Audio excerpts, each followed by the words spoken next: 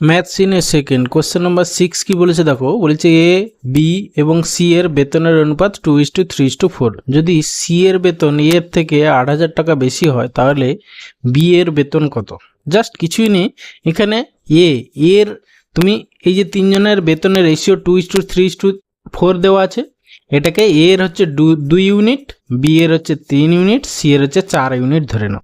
ঠিক আছে, তারপরে দেখো বলেছে সি এর এর থেকে হচ্ছে 8,000 টাকা বেশি। দেখো সি এর হচ্ছে 4 ইউনিট, এর হচ্ছে গিয়ে 2 ইউনিট, তাহলে হচ্ছে সি এর থেকে কয় ইউনিট বেশি পেয়েছে? 2 ইউনিট।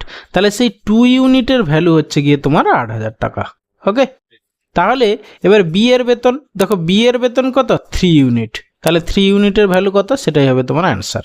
2 ইউনিট ইকুয়াল টু 8,000, তাহলে 2 ইন্টু 4,000। ওকে, তাহলে 3 ইন্টু 4,000 মানে হচ্ছে গিয়ে তোমার 12,000 টাকা হবে গিয়ে তোমার অ্যান্সার। ওকে, তাহলে 12,000 মানে অপশান বি অ্যান্সার।